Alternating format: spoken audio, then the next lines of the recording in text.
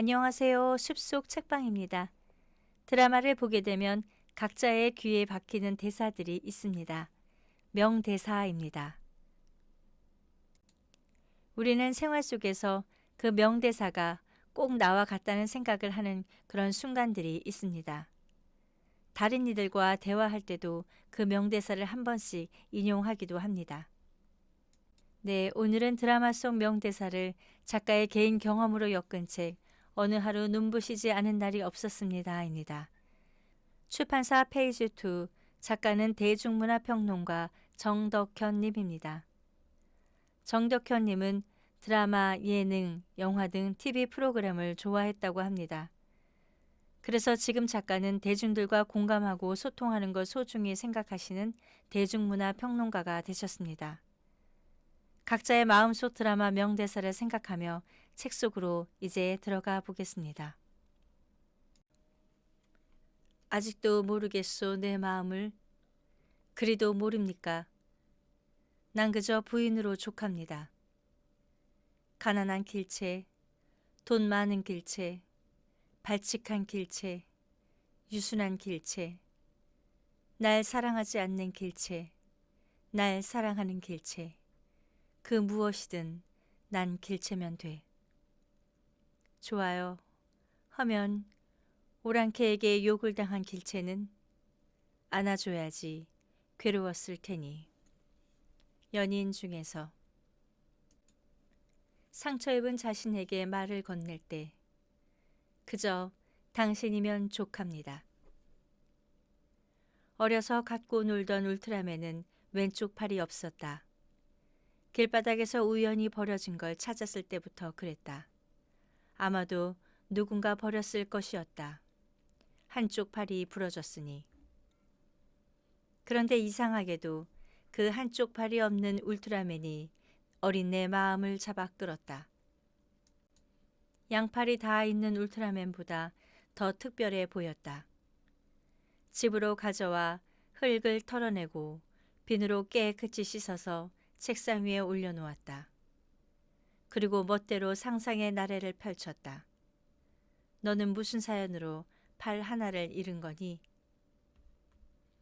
집에 혼자 있을 때 나는 자주 마징가 제트 놀이를 하곤 했다. 실제 마징가 제트 장난감은 없었다. 그래서 때론 필통이, 때론 지우개가, 때론 연필이 마징가 제트가 되곤 했다. 매일 적으로 등장하는 로봇이 있었는데 그것 역시 실제 로봇은 아니었다. 탁상시계나 베개, 각도기 같은 것들이 적이 되어 공격해 들어왔고 그러면 소파 옆 어두운 공간을 기지로 쓰고 있던 마징가 제트가 출동해 일거의 적들을 소탕하곤 했다. 그 단순한 권선징악의 서사가 내 머릿속에 들어와 놀이로 변환된 건 아무래도 당시 큰 인기를 끌었던 존 웨인 주연의 서부극이 만든 영향이었던 것 같다. 하여간 나는 그 놀이를 하며 시간 가는 줄 모르고 놀았다. 이 놀이의 주인공은 이제 울트라맨으로 바뀌었다. 팔 한 짝을 잃어버린 울트라맨은 바로 그렇기 때문에 더 멋있었다. 팔 하나만 갖고도 그 무시무시한 적들을 다 해치웠으니 말이다. 게다가 분명 이 울트라맨에게는 과거의 서사가 있었다. 아마도 그건 어두운 과거였을 테다. 누군가에게 홀대받으며 팔 하나를 잃었을 테고 그래서 버려졌을 것이다. 화도 났을 테고 원망도 했을 것이며 자신의 초라함에 고개를 숙이기도 했을 거였다. 하지만 그 어두운 과거를 딛고 울트라맨은 다시 날아올랐다. 다 덤벼.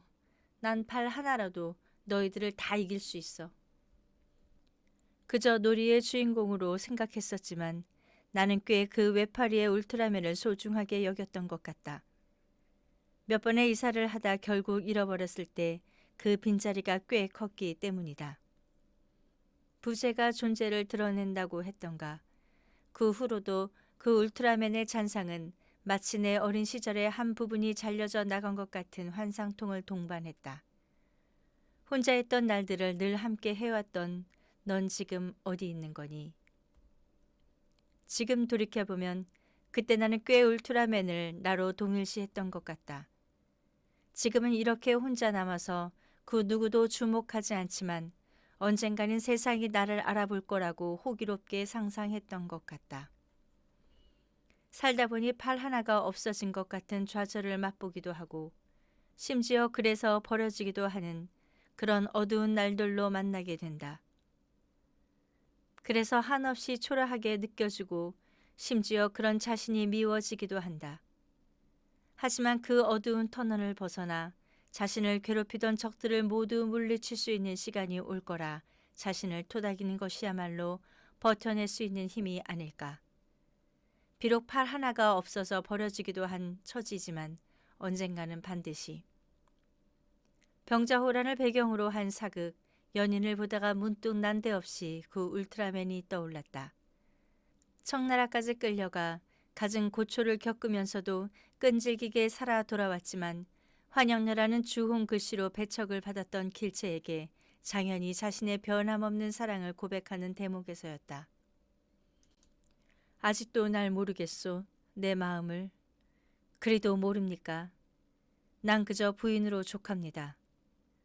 가난한 길체, 돈 많은 길체, 발칙한 길체, 유순한 길체, 날 사랑하지 않는 길체, 날 사랑하는 길체, 그 무엇이든 난 길체면 돼.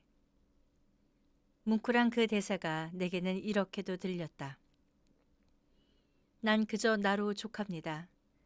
가난한 나, 돈 많은 나, 발칙한 나, 유순한 나, 날 사랑하지 않는 나, 날 사랑하는 나, 그 무엇이든 난 나면 돼. 만일 마음이 고초를 겪는 일을 당한다면 왜 그런 일을 당하게 됐냐고 스스로 자책하기보다 그런 나를 안아주면 된다. 많이 괴로웠을 테니. 수녀님, 답을 찾은 것 같아요. 모든 것을 잃은 나조차도 사랑할 수 있는 나 자신.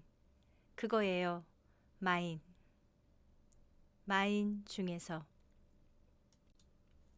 요가 매트 위에 있을 때 온전한 내 것.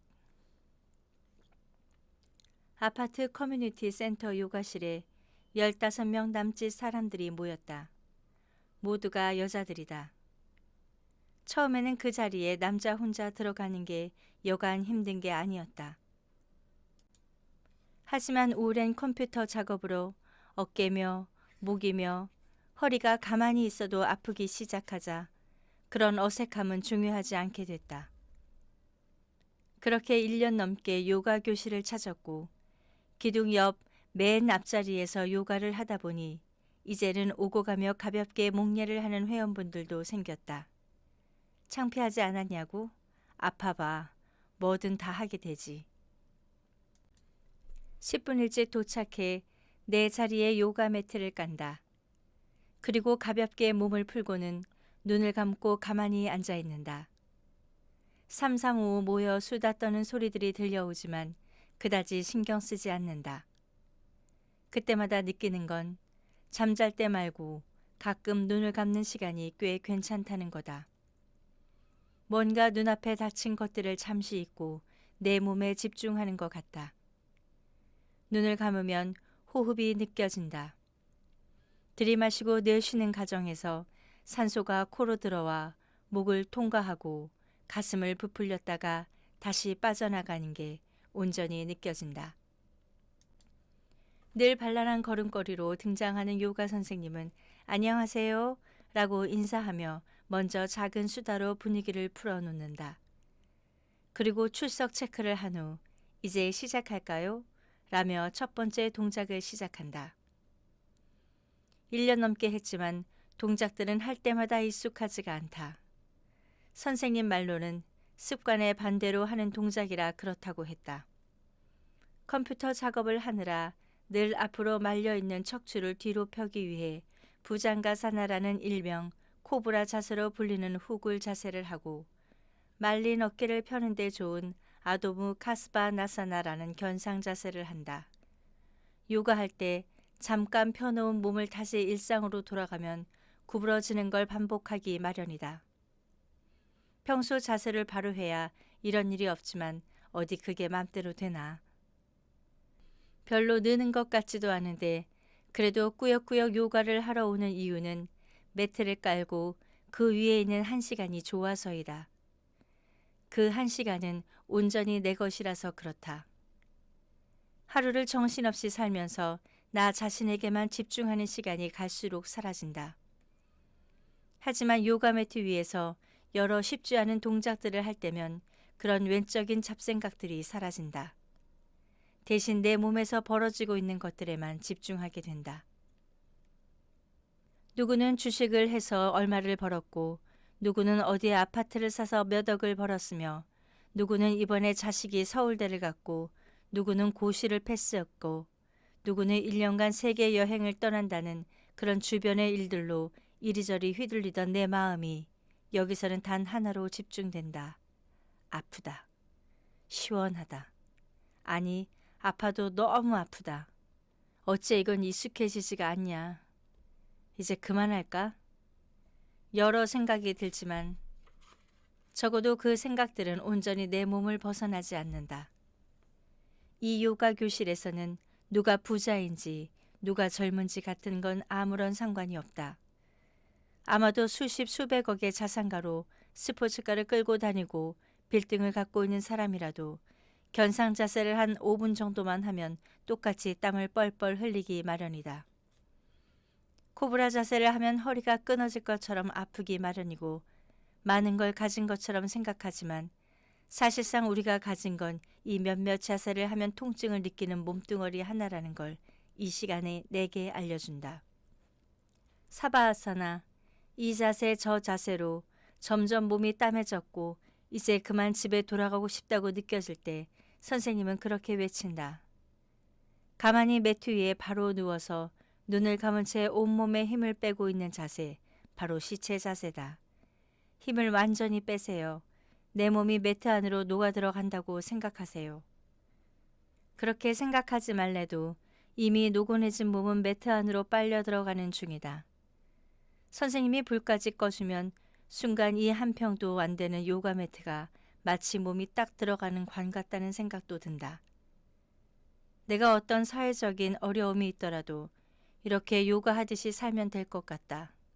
나 혼자 숨 들이마시고 내쉬고. 함께 요가를 하는 아내가 언젠가 돌아오는 길에 그렇게 말한 적이 있다. 뭔가를 가지려고 아등바등 살면서 살아가지만 결국 온전한 내 것이란 바로 요가 매트 정도의 공간과 그 위에 누워있는 내 몸 정도라는 걸 1시간 동안의 요가 자세로 욱신거리는 몸이 알려주는 것만 같다. 그러니 가끔 눈을 감고 들숨과 날숨에 집중해보자. 낡아서 삐걱대진 것이지만 온전한 내 것이 얼마나 소중한가. 모든 걸 잃는다 해도 늘 내 것으로 남아있는. 어디에 갇힌 건지 모르겠지만 뚫고 나가고 싶어요. 진짜로 행복해서 진짜로 좋았으면 좋겠어요. 그래서 이게 인생이지. 이게 사는 거지. 그런 말을 해보고 싶어요. 나의 해방일지 중에서. 이게 과연 행복일까 싶을 때 진짜로 행복해야 해. 고객님 사랑합니다. 무엇을 도와드릴까요? 와이파이 상태가 영 안 좋아 고객센터에 전화를 했다. 그러자 저편에서 상냥하지만 감정은 1도 들어있지 않는 목소리로 상담원이 말했다. 순간 왜 그랬는지 모르지만 나도 모르게 네? 하고 되물었다. 그러자 저편에서 다시 똑같은 목소리가 반복해서 말했다. 고객님, 무엇을 도와드릴까요? 새삼 사랑이라는 단어가 낯설게 다가온다. 사랑이라면 무언가 더 크거나 절절해서 함부로 입 밖으로 내놓기 어려운 단어가 아닌가. 그래서 굳이 사랑합니다 라고 강변하는 말은 오히려 정반대로 들린다. 우린 결코 사랑할 수 없는 사이. 이런 생각은 국문과를 졸업하고 글쟁이로 살아가는 나의 지나친 예민병인 걸까. 문득 머릿속으로 나는 행복합니다 라는 노래가 흘렀다. 1980년에 가수 윤한기가 발표한 이 노래는 흥겹고 희망에 가득 찬 노래지만 자꾸 듣다 보면 그 어둡던 시대에 대한 반어법으로 들린다. 나는 행복합니다. 라는 가사가 3번이나 반복되고 그것도 모자라 정말 정말 행복합니다. 라고 강조하며 시작되는 이 노래는 사실 행복하지 않아 애써 행복하다 주장하는 것처럼 들린다. 사실 진짜 행복한 이가 굳이 나는 행복합니다. 자꾸만 강조할 이유가 어디 있을까? 사랑하지 않는데 굳이 사랑한다 말하고 행복하지 않는데 애써 행복하다 강변하는 그 쓸쓸함이라니. 전화를 끊고 나서 문득 내가 가장 행복할 때가 언제일까 떠올려 본다. 워낙 복잡한 걸 싫어하는 성격이어서인지 아니면 요즘 MZ세대들이 말하는 슈퍼 아이여서인지 나는 도시를 벗어나 산사 같은 곳에서 아무것도 하지 않고 멍하게 있을 때를 떠올린다. 세상의 복잡함이 뚝 끊어지고 오로지 나 자신에게만 집중하고 있는 시간.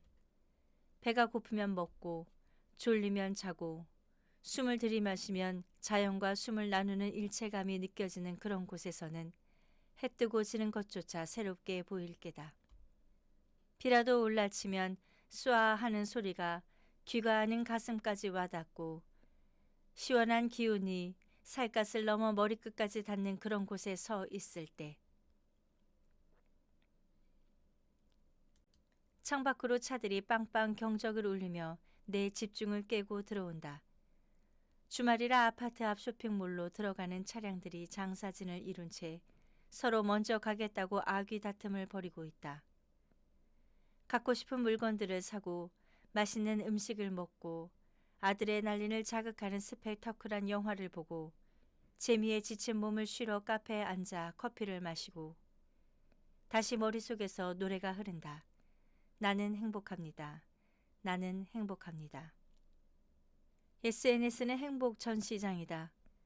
음악을 먹으면서 찰칵, 새 옷을 사서 찰칵, 멋진 여행지에서 찰칵, 짐짓 인스타 포즈와 표정을 지으며 찍은 사진들이 경합을 벌이듯 올라온다. 여름 휴가철이면 바닷가, 어린이날이면 놀이공원처럼 다들 가는 그곳을 나도 가야 행복할 것 같은 분위기가 그곳에는 넘쳐난다. 열심히 일한 당신 떠나라. 당신은 그럴 자격이 충분하니 나는 행복합니다. 1년 내내 우리가 사는 곳은 생존의 공간이다. 치열하게 부딪히며 하루하루를 버텨낸다. 하지만 지나치게 그 생존 속에 살다 보면 내가 진짜 뭘 하면 좋은지 잃어버리는 경우가 있다. 그래서 남들이 다 하는 것을 나도 하는 것이 행복이라 여기곤 한다. 돈 벌고 맛있는 거 먹고 사고 싶은 거 사고 사는 거 다 거기서 거기야 라는 말로 나는 행복하다 외치고 또 외친다. 어디에 갇힌 건지 모르겠지만 뚫고 나가고 싶어요. 진짜로 행복해서 진짜로 좋았으면 좋겠어요. 그래서 이게 인생이지. 이게 사는 거지. 그런 말을 해보고 싶어요.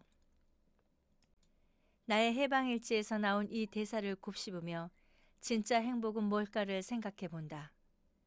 사는 거 다 거기서 거기라며 남들 사는 대로 사는 것으로 불행하지 않다고 스스로에게 다짐하며 우리는 그걸 행복으로 착각하고 있는 건 아닐까. 그걸 우리는 애써 행복으로 포장하고 있는 건 아닐까. 생존의 공간 깊숙이 들어와 살고 있는 우리에게는 간간이라도 실존의 공간이 필요하다. 멀리 떠나지 않아도 잠시 나로 오롯이 존재하는 시간과 공간의 틈이 있어야 숨을 쉴 수 있다. 광화문 한가운데에 일하는 내 오랜 벗은 회사에서 제공하는 도시락을 굳이 안 먹는다고 했다. 점심시간을 오로지 혼자 보내기 위해서이다. 근처 김밥집에서 김밥 하나를 사서 벤치에 앉아 먹고 교보문고를 찾아가 책 구경을 하고 카페에 앉아 커피 한 잔을 마시며 책을 읽거나 색연필로 그림을 그리며 혼자 이것저것 생각하는 시간을 갖는단다. 그러면 다시 오후를 살 힘이 생겨난다고. 네, 여러분의 하루도 분명 눈부실 겁니다. 거저받은 오늘을 기쁘게 사시기 바랍니다. 감사합니다.